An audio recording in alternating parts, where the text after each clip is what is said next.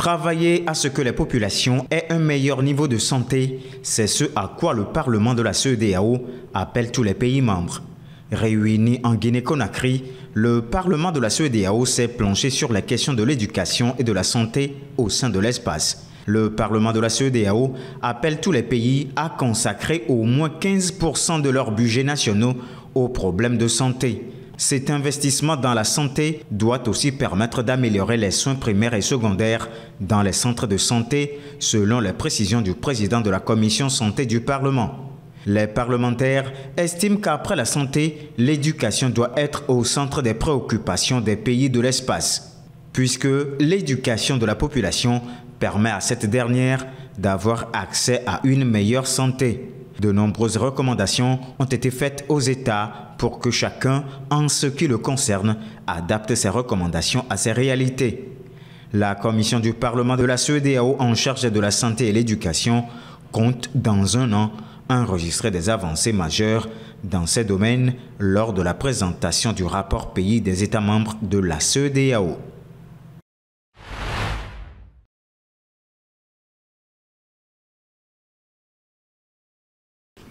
L'initiative globale contre la criminalité transnationale organisée veut soutenir une enquête sur les économies illicites et l'instabilité en Afrique de l'Ouest. Selon l'organisme de lutte contre la criminalité transfrontalière, il existe un lien entre les économies illicites et la persistance du terrorisme en Afrique de l'Ouest. Le but de cette enquête est d'arriver à identifier les liens réels entre les économies illicites et les conflits créant l'instabilité dans la sous-région. L'initiative globale cherche à ouvrir de nouvelles lignes d'analyse pour apporter des solutions créatives aux défis du crime organisé. À partir des résultats de cette enquête, Initiative globale compte créer une plateforme d'échange et de collaboration entre les gouvernements, les sociétés civiles, les universitaires, le secteur privé et d'autres acteurs. Cette enquête sera conduite par des journalistes issus des pays côtiers les plus exposés à la menace terroriste, surtout ceux résidant dans les zones à conflit et qui ont une compréhension démontrée des activités criminelles au sein d'un écosystème de conflit et une connaissance des contextes sociopolitiques locaux. Il s'agit du Togo, du Ghana, du Bénin, du Nigeria et de la Côte d'Ivoire. La situation sécuritaire s'est détériorée dans une grande partie de l'Afrique de l'Ouest et dans le Sahel avec des coups d'État et l'influence des groupes armés. Ces groupes armés gagnent de plus en plus de terrain, étendant ainsi leur influence. Ils sont en grande mesure financés par des économies illicites telles que l'extraction illégale d'or, le vol de bétail, le trafic d'armes et les enlèvements, en particulier dans les zones frontalières. La production et la vente de marchandises contrefaites constituent un problème pour l'État togolais dont le coût se chiffre à plusieurs milliards de francs CFA. Cette situation a aussi de sérieuses répercussions économiques et sanitaires sur le pays et surtout sur les consommateurs. Médicaments, produits alimentaires de première nécessité, de contrefaçon entre autres, ont envahi les marchés togolais au point où il est souvent difficile pour les consommateurs de distinguer les originaux de leurs copies. Face à ce fléau, le ministère du Commerce, en collaboration avec l'Office togolais des recettes OTR, part en guerre en lançant une application mobile destinée à lutter contre les contrefaçons. En effet, il s'agit de la mise à la disposition des consommateurs d'une application baptisée Applisam pour solution automatisée de marquage. Selon le ministère et l'OTR, cette application va permettre aux consommateurs de scanner les produits à l'aide de leur téléphone Android afin de vérifier la légitimité et la qualité des produits, notamment les boissons alcoolisées, non alcoolisées, les eaux minérales et les tabacs. Rappelons que c'est depuis 2020 que l'OTR a lancé le système automatisé de marquage SAM pour améliorer la sécurité et l'authenticité des produits concernés.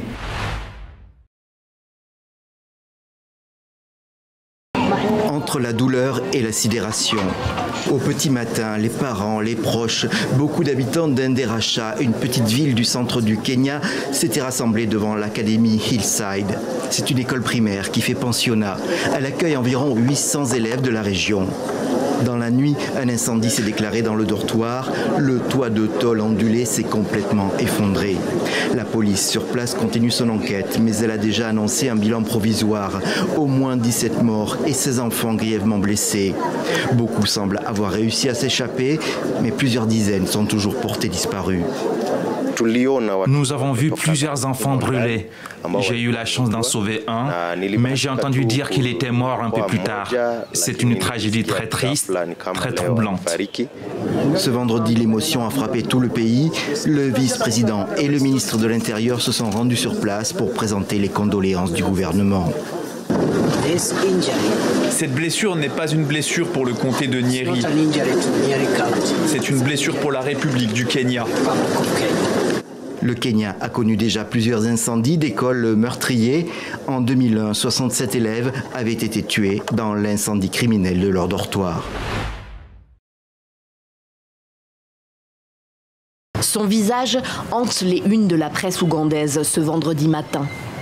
Rebecca Cheptegei est morte. Brûlée à plus de 80%, elle n'a pas survécu à ses blessures qui ont entraîné une défaillance de plusieurs de ses organes. Je ne peux pas me sentir bien, je me sens tellement mal. Ce que je sais, c'est qu'il y a beaucoup d'explications au fait que les hommes battent leurs femmes. Si vous venez d'une famille où vous voyez votre père battre votre mère, ça laissera une image, une marque dans votre tête, dans votre esprit. À tel point que lorsque vous grandirez, vous penserez que c'est ainsi qu'il faut faire, que c'est ainsi qu'il faut vivre. Et vous finirez peut-être par battre votre femme, vous aussi. Condamner le meurtre de la sportive, tenter de comprendre aussi ce qui aurait pu l'éviter. En Ouganda et au Kenya voisin, où Rebecca Cheptegei s'entraînait et a été tuée, la société civile, le monde du sport sont ébranlés. C'était une femme joviale, très sympathique. Mais nous avons aussi découvert qu'elle avait des problèmes avec son compagnon au Kenya, des problèmes personnels. Et je crois qu'elle avait déposé une plainte auprès de la police. Nous n'aurions jamais pensé que l'issue serait aussi tragique, qu'elle serait immolée par le feu et qu'elle mourrait de ses blessures. La coureuse avait 33 ans. Mère de 2 filles, elle s'était établie avec elle au Kenya, à Endebess, à 25 km de la frontière ougandaise, pour s'y entraîner. Au mois d'août, elle avait participé au JO de Paris 2024 et terminé 44e du marathon. J'ai ressenti de la peine parce que je la connaissais. J'étais avec elle aux Jeux Olympiques. J'étais avec elle récemment à Paris. Elle était si enthousiaste, elle travaillait si dur. C'était une maman. Avant elle, il y a eu Agnès Tirop, double médaillée mondiale et 4e au JO de Tokyo sur 5000 mètres. En 2021, elle est poignardée à mort chez elle, à Iten, célèbre lieu d'entraînement pour la course de fond au Kenya. Son mari est poursuivi pour meurtre. En 2022, c'est Damaris Mutua, athlète barénie d'origine kenyane, qui est retrouvée morte, elle aussi à Iten. Son compagnon en fuite est soupçonné de l'avoir tuée. Des meurtres, plus spécifiquement des féminicides, car ce sont des femmes qui sont visées parce qu'elles sont femmes et qui seraient endémiques au Kenya, selon cette militante, sans que l'État ne s'en soucie. Quelles sont les répercussions lorsque ces femmes sont tuées? Il y a les cas de ces athlètes, mais il y a aussi beaucoup d'autres cas pour lesquels la justice n'est pas non plus passée. On ne sait pas quelle est la position de l'État sur les féminicides. Si le chef de l'État ne prend pas la parole sur le sujet, comment va-t-on en venir à bout? 725 féminicides ont été commis au Kenya en 2022, selon un rapport de l'ONU. Un record depuis le début du recensement de ces données en 2015.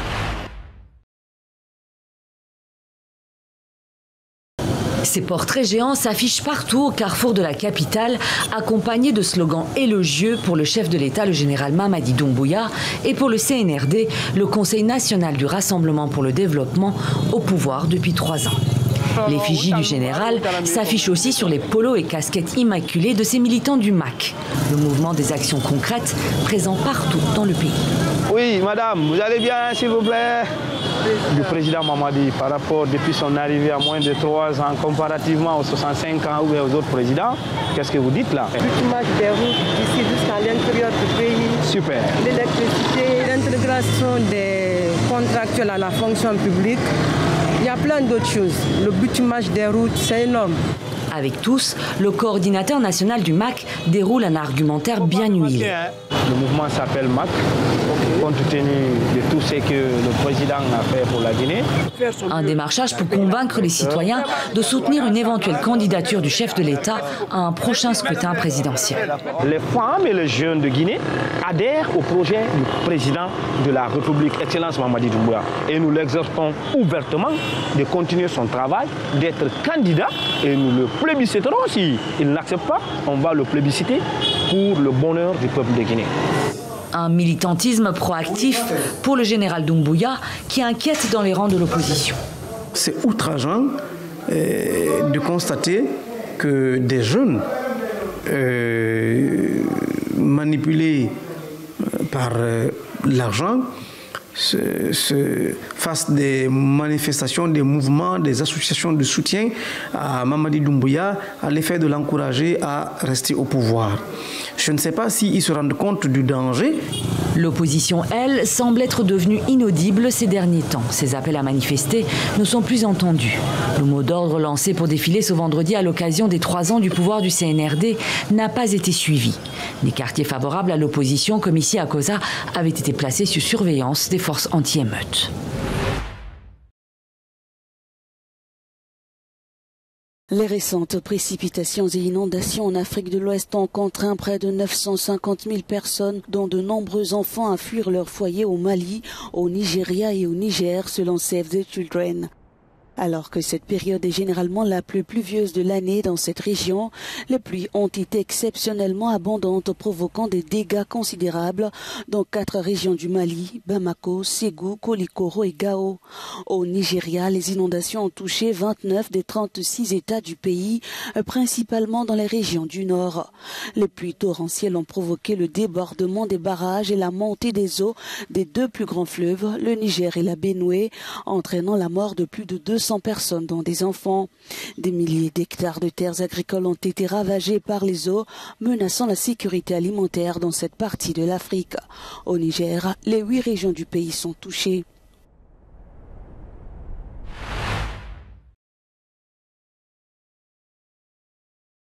Clap de fin vendredi à Pékin du 9e sommet de la coopération sino-africaine, débuté mercredi.